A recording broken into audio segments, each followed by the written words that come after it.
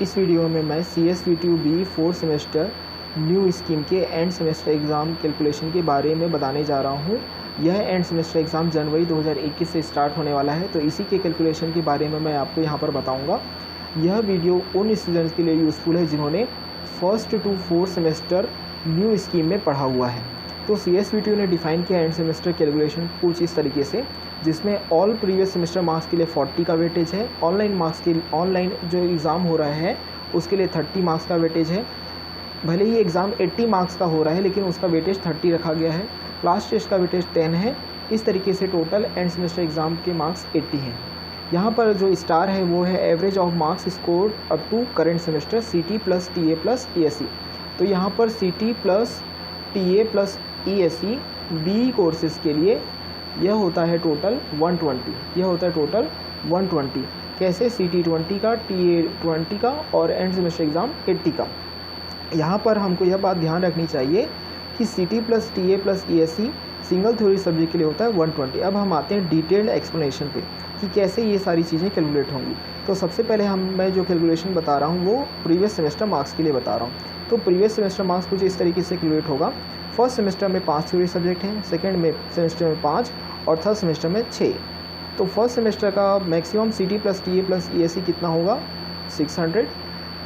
Second semester का maximum CT plus TA plus ESE होगा 600 और थर्ड सेमेस्टर का maximum CT plus TA plus ESE होगा 720। मान लीजिए कोई स्टूडेंट A है जिसने फर्स्ट सेमेस्टर के CT plus TA plus ESE में ऑब्टेन किया हुआ है 400 और उसी स्टूडेंट A ने सेकेंड सेमेस्टर के CT plus TA plus ESE में ऑब्टेन किया हुआ है 400 और इसी स्टूडेंट A ने थर्ड सेमेस्टर के CT plus TA plus ESE में ऑब्टेन किया हुआ है 500। मान लीजिए हम maximum CT plus TA plus ESE का एवरेज निकालते हैं तो वो आता है 640। इसके बाद यदि हम obtain CT plus TA plus ESE का एवरेज निकालें तो वो होगा 433.33।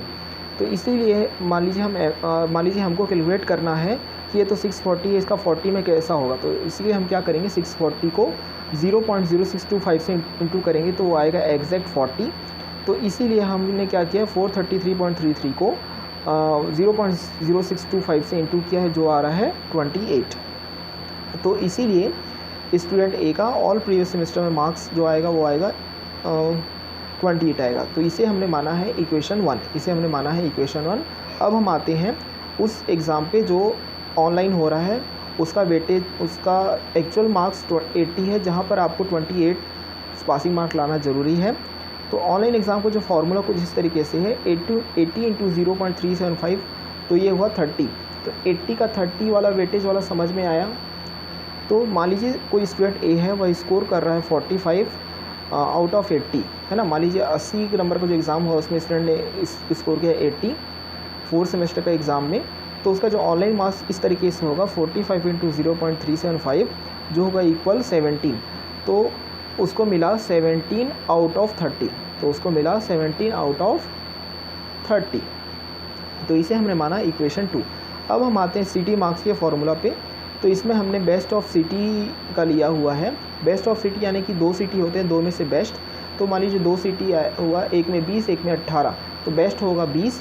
तो ये हाईएस्ट भी होता है। तो 20 को यदि 2 से डिवाइड करें तो वो होता है 10।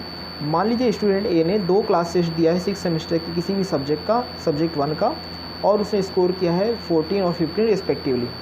तब जो CT मार्क्स ऑफ सब्जेक्ट 1 किसी एक सब्जेक्ट का तो वो होगा अप्रॉक्स 8। इसे हम मार रहे हैं इक्वेशन 3। अब हम ऐड करें इक्वेशन 1, 2 और 3 को।